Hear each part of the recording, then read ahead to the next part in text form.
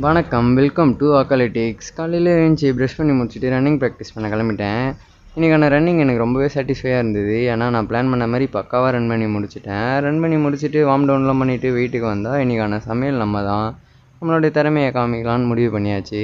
ஸ்டைலாக case on பண்ணிவிட்டு இட்லி ஊற்றி வச்சாச்சு.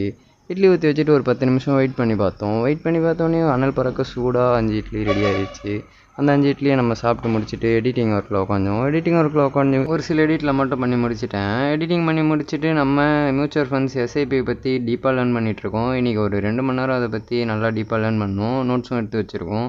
உங்களுக்கு தேவைன்னா கீழே மியூச்சுவல் ஃபண்ட்ஸ்னு கமெண்ட் பண்ணுங்கள். நெக்ஸ்ட் வீடியோவில் இதை பற்றி நான் டீப்பாக எக்ஸ்பிளைன் பண்ணுறேன். மதிய சாப்பாட்டுக்கு 2 எக்கை பாயில் பண்ணி எடுத்துக்கிட்டேன். பாயில் பண்ணி எடுத்து அதை கட் பண்ணி அது மேலே பெப்பர்லாம் போட்டு சாப்பிட்டு முடிச்சாச்சு.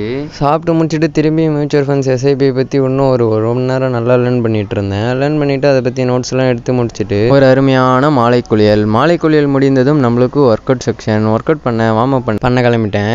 எந்த ஸ்போர்ட்ஸாக இருந்தாலுமே ப்ராப்பரான வார்ம் அப் டவுன் ரொம்ப முக்கியம். நீங்கள் எந்த ஸ்போர்ட்ஸில் இருந்தாலுமே வார்ம் அப் டவுன் எப்பயுமே ஸ்கிப் பண்ணிடாதீங்க. தயவு செஞ்சு வார்ம் அப் டவுன் பண்ணுங்கள். அப்போ தான் உங்கள் உடம்பு நாளைக்கு தயாராக இருக்கும் ப்ராக்டிஸ் பண்ண. வார்ம் அப் பண்ணி முடிச்சுட்டு ஒர்க் அவுட் பண்ண ஸ்டார்ட் பண்ணியாச்சு. புஷ்அப்பு 10 புஷ்அப்பு 3 செட்டு, ஈச் செட்டுக்கு 1 மினிட் ரெஸ்ட்டு. அடுத்த work out squats 20 squats 1 minute rest 3 செட்ஸில் போட்டேன்.